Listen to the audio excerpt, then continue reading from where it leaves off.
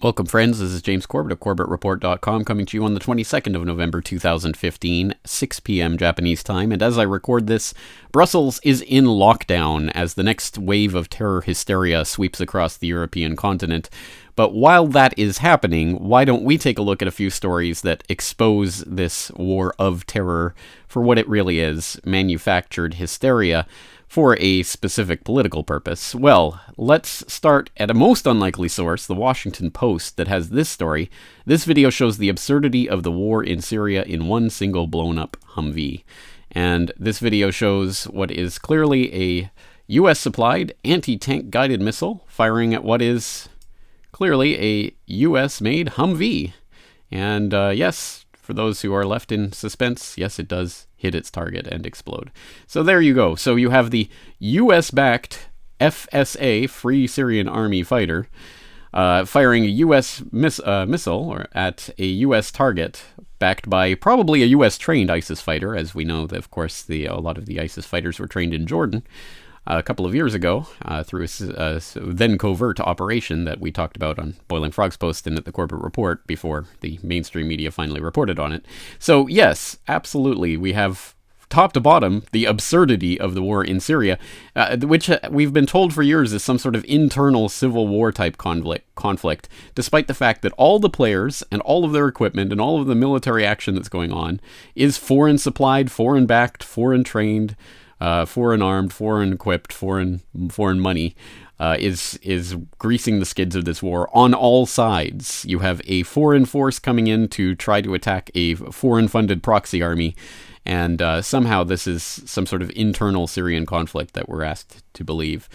Well, anyway, as I say, the Washington Post, a broken clock right twice a day, or twice a millennia in this case, and this might be one of those times, at least a partial truth there. Another interesting story, this one from moonofalabama.org. PBS NewsHour uses Russian airstrike footage while claiming U.S. airstrike successes. And that refers back to this TV report that aired a couple of days ago.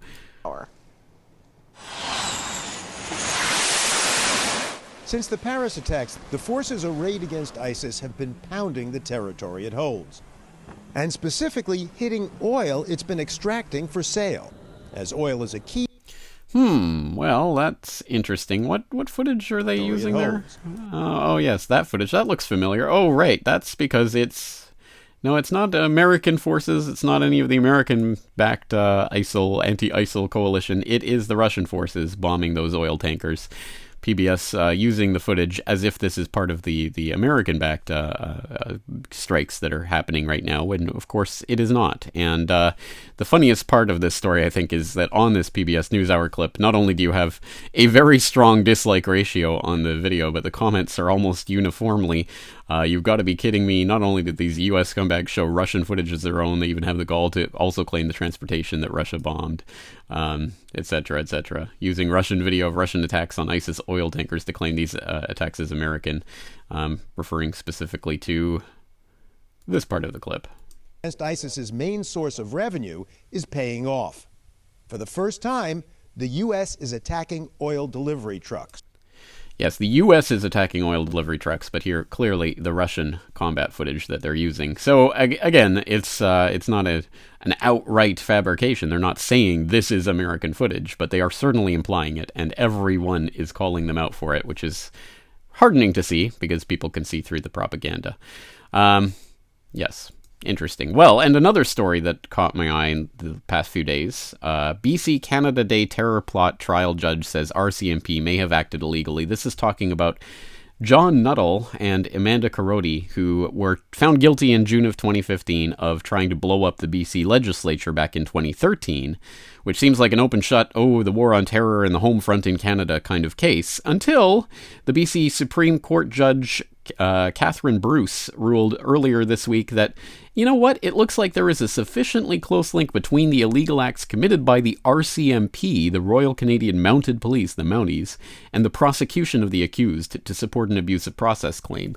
And when you start to get into the details of this case, it's unfortunately, like so many others we've read about before, over the course of the investigation, undercover officers posing as jihadi warriors gave Nuttall and Karodi groceries, cigarettes, bus passes, cell phones, phone cards, clothing, cash, and a portable hard drive. They also provided the pair with a place to work on their terrorist scheme and a location to build the explosives, chauffeured them to the various stores to purchase bomb-making equipment, and transported them to and from Victoria and around the Lower Mainland over the course of the 4-month sting operation, i.e. they absolutely helped in every single stage and every part of the process of this dastardly terrorist plot, which could not have existed without the active complicity of the RCMP in helping bring it to fruition.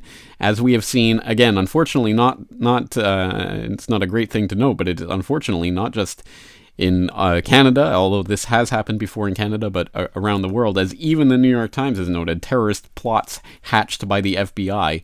Again, almost every single averted terrorist plot of the past 15 years in the United States has been actually funded into existence and equipped and made to happen because of the FBI. So again, even the New York Times has covered that in the past. On this Canadian story in particular, my man Dan Dix over at Press for Truth has made a video about this, so I would suggest you go check that out as he goes into the history of this case and the players behind it and talks about what it means for Canadian politics in particular. But as I say, it is an international phenomenon.